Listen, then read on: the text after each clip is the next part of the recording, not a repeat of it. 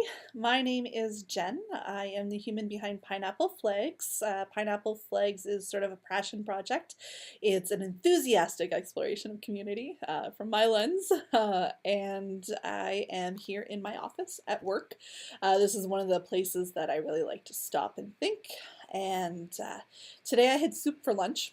That is important to the story, I swear. And when I have soup, I tend to stop and think and reflect a little bit more than other foods. Too much information. Anyway, soup makes me think. And so I had soup today for lunch, and so it got me thinking.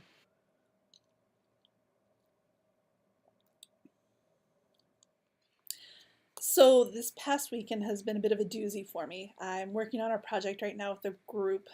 It's called Fred's Benches. It's through our neighborhood association, and we are bringing 11 benches into the neighborhood. And when we applied for this project through a placemaking grant, we applied kind of because we thought it'd be easy and fast, and it has proven to be none of those things. It's really this beast, and I was kind of feeling a little bit down on myself because I was feeling overwhelmed, and I started thinking in my head of sort of the checklist that I've informally created for myself, those sort of things that I check back in with as a community builder when I need to kind of subconsciously give myself advice. And I thought that there might be somebody else out there that's working on a project that is feeling overwhelmed or a little uh, um, drifted from what they were doing, and that my list of things that check me back in and get me jazzed up again might be useful for others.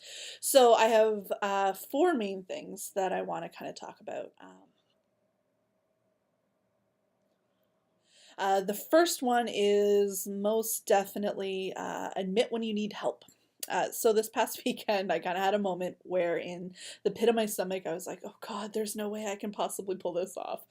Or we could possibly pull this off, I should say. And I was like, oh, 9 events and over the course of 2 hours and people are gone and people are away and we still have forms to sign and people and then we have to advertise and then we have to, ugh, just, it's a lot. It is so involved.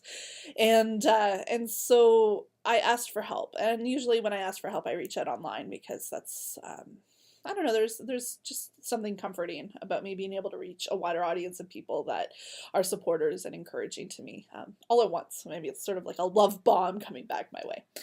But I reached out online and I asked for help, and people stepped up. People who were on the fence, you know, said, "Oh, okay, yeah, no, I'll help out. This is important. I didn't realize you're struggling. I'll animate a bench, or I'll be there, or." Sorry, Jen, we'll get the form in that needs to be signed, all those things. And so I really want to remind people that it's okay to ask for help. It's okay to acknowledge when your energy's down. And, for community builders, we're all about energy. It takes a lot for us to pull off some of these stunts, we'll call them, in the community. And so asking for help is very healthy, and you'd be surprised there's going to be a lot of people that really appreciate and value what you do and are going to be quick to come and help you out. So within that, the second thing I'm going to say is to ask. So I grew up, my parents are entrepreneurs, and so I grew up cold calling and cold faxing. Yes, cold faxing. So essentially just the idea of reaching out to someone you don't know with information or an ask and going for it. And that really taught me a lot about rejection, but also how to harness the people that really are interested in what you're doing. And so I would just say not to shy away from the ask. So here's a great example with the bench project again. We had a woman who reached out and wanted to do some Lego activity. And I said, okay, well, if you have a half hour of time, we'd love to have you do some Legos at one of the benches to animate it. And she kind of said, well, just a half hour. And I said, well, I mean, you can do more, but the shyness in me always goes for like the bare minimum, which is something that I need to work on. It's okay to ask for a little bit more sometimes. Actually, usually it's okay to ask for a little bit more. So long story short, she asked for an hour, and then she disclosed that she really wanted to make a life-size bench out of Legos. I mean, oh, it's so good. I mean, it's right on theme. It's gonna be cool. People are gonna want to do it. It's like the perfect synergy. And so, had had I not asked her, is a half hour what you need? Do you want something more? We might have just ended up with, Legos, and that would have been fine, but not this epic project that, the only thing standing in the way is that half hour and just asking for a little bit more. And so don't be afraid to ask. If you get rejected, you get rejected. You're going to know on a continuum of how into the concept of being involved in these types of things that person is. And you're going to be able to say, okay, well, maybe if a project comes down the line, I always like to say, well, we'll collide somewhere down the line where it makes more sense. And, mostly we do. It tends to end up happening. The next thing I'm going to suggest is to build your tool belt. So I always make a joke about collecting people. Some people find it funny, some people are a little bit thrown off, but I swear there's nothing creepy going on here.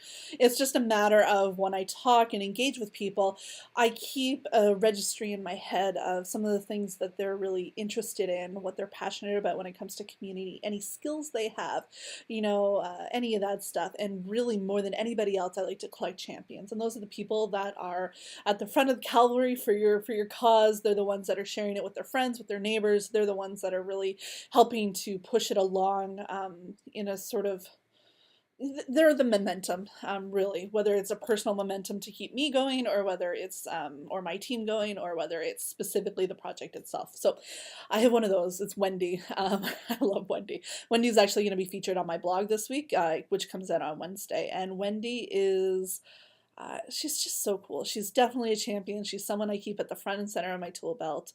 But collect the people around you. Some people keep a list of different people, what they're interested in, skill sets they have, that sort of thing.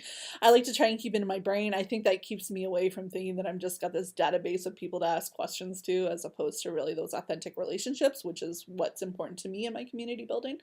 But definitely look for those people, keep it in your head, because there will be a lot of different projects that come up, and someone will be well suited, and when that synergy happens, it's just magical. Lastly, go online. I work with a bunch of different community groups, and I don't understand completely what keeps us from embracing an online platform, but it's there. It's definitely there in the nonprofit world. It's also there in the community building world and the worlds that intersect with those two. The idea that of going online is still somehow, part of the argument is that as authentic engagement if it's online as it is with a person talking to another person. See, they're talking. Or if, what if someone doesn't like the project, that gives them more of a platform to speak out against it. One way or another, but I'll say in my own work, online has been crucial and continues to be more and more crucial, and something that I use more and more. I had a professor that, this is going to be, yeah, this is sort of a synergized or broad. Okay, this is not a direct quote, I guess, is what I'm trying to say. But I had a professor who said, the power of online is the fact that we can reach out to groups of people that don't exist otherwise. And I think even within a neighborhood context where you're talking a geographic area, which is a lot smaller than across the world or a hobby community, but even within that neighborhood context, there's a lot of people that don't necessarily resonate with their neighborhood in the same way as someone who's a community builder and enthusiastically exploring community, Pineapple Flex.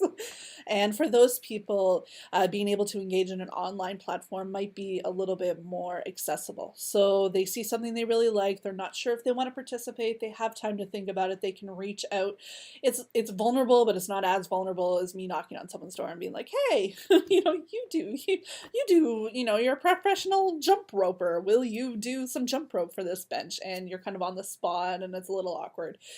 So I really like the online, and it also validates what you're doing, because if you're sharing online and other people are sharing, it becomes sometimes community development has you in these really weird projects, and some people are like, why are they doing that project? So I find momentum helps, just like in marketing, and it helps to see somebody kind of validate an idea or support a project. It makes it a little bit more approachable and legitimate.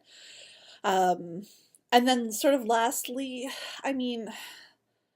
there's so much opportunity online to be able to support your cause and gather ideas. And as community builders, we tend to, default to sort of our own context and spend a lot of time on that sort of physical activity or event or initiative, that when we don't share online, other community builders don't get to see what we're sharing. So the more that community builders can share online and build community online, I think that it's in our best interest as community builders too, to be able to see what someone, far away is doing, or someone with similar populations or tackling similar issues in really unique ways. You can see the final pictures, but you don't always know the journey that that person who's the leadership of those projects went through in order to get there. So to recap, Soup makes me think. Make sure you build your toolkit with people that are important to you, harnessing your champions. Bring it online. Do not be scared. Just go for it.